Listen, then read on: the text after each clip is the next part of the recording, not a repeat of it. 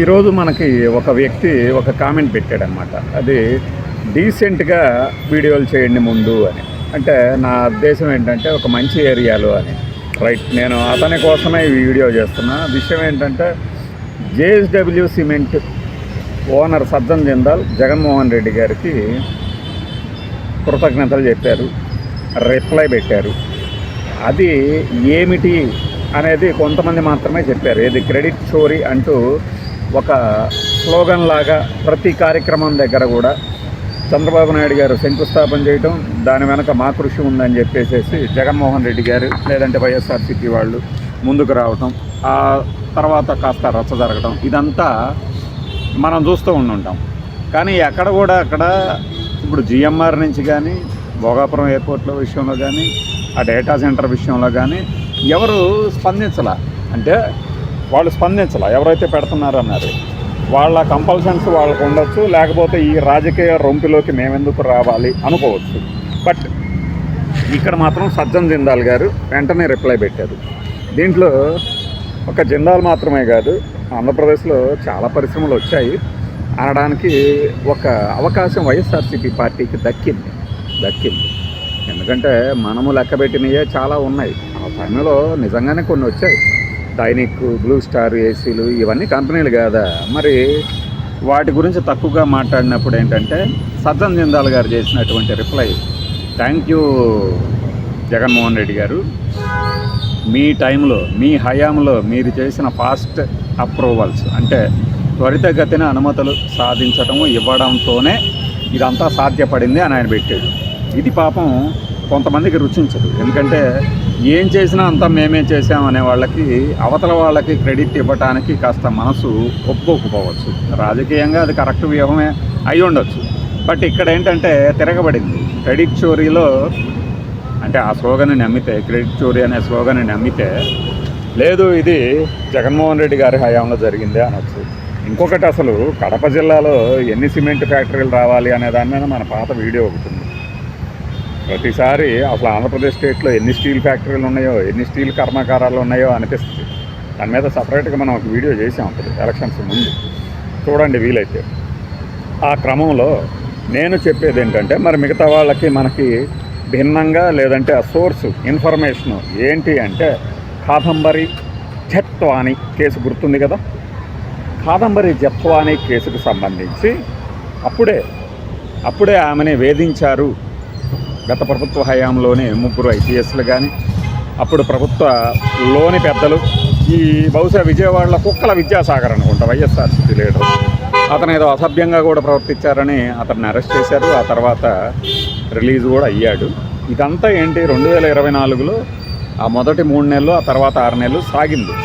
Jethwani case ఏమైంది అనేది ఇప్పటికీ ఎవరికి తెలియదు. బట్ అప్పటికి ఇప్పటికీ చాలామంది చెప్పని విషయం ఏమిటి అంటే, మీరు కావాలంటే గూగుల్లో వెతికి చూడండి నేను చెప్పిన తర్వాత.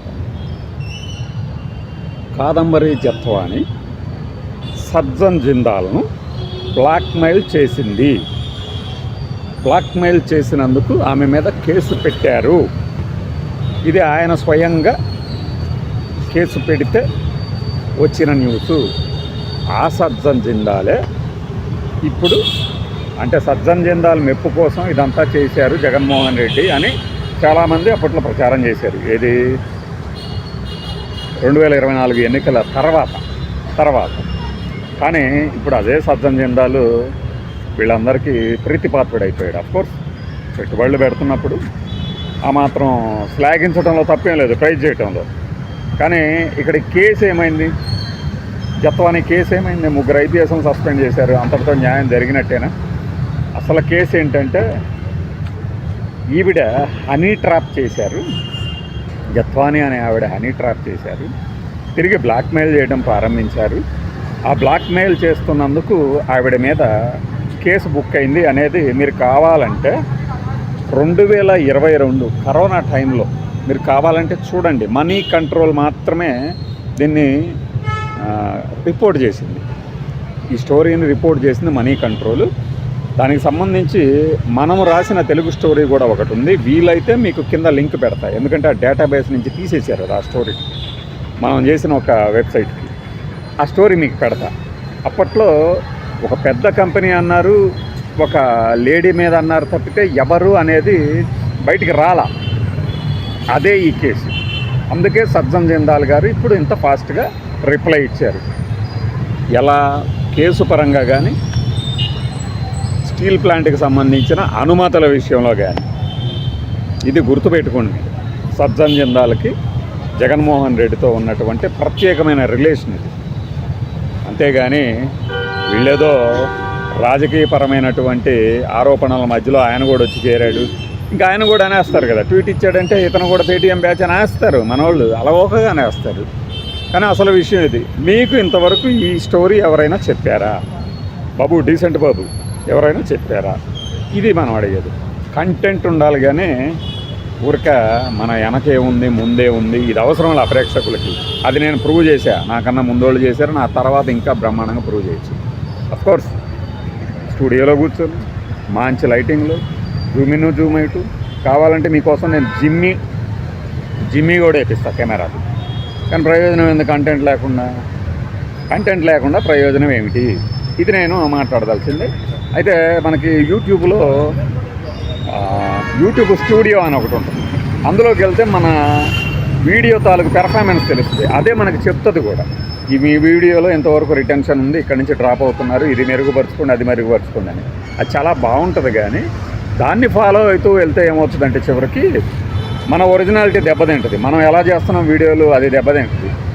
అది ఎలా ఇస్తుందో చూసి అలా చేద్దామా ఇలా చేద్దామని మైండ్స్లోకి వెళ్ళిపోతుంది. అలానే వ్యూయర్స్ కింద మన సబ్స్క్రైబర్లు, కామెంట్లు పెట్టేవాళ్ళు, వాళ్ళకు అనుగుణంగా మన స్టాండ్ మార్చుకుంటే మనలోనే అసలు సరుకు దెబ్బతింటుంది. ఇది నాకు తెలుసు, నేను అనుభవపూర్వకంగా తెలుసుకున్నాను. ఈ మధ్య మనం విరివిగా 2-3 విషయాల గురించి ఎక్కువ వీడియోలు పెడతా ఉన్నాం.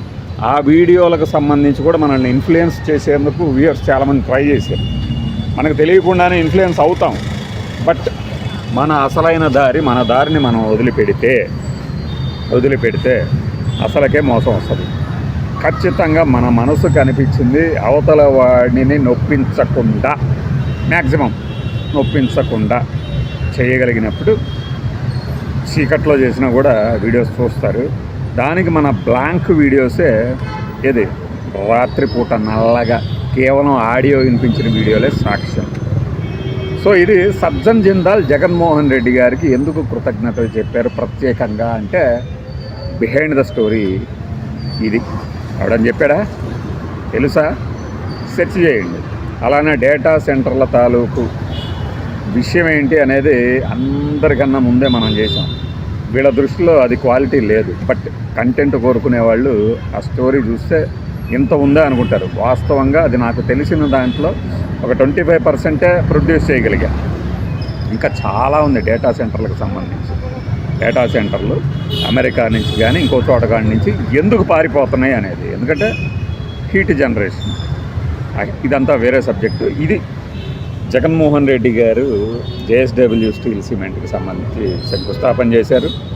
ఆ సమయంలో ఆయన కిందకి వంగలేక ఇలా కొడుతున్నారు అని చెప్పి ట్రోల్ కూడా చేసిన వాళ్ళు ఉన్నారు. ఆ ఫోటోలు, ఆ ట్రోల్ చేసిన వాళ్ళందరికీ ఇప్పుడు అది గుర్తొచ్చి ఉండాలి.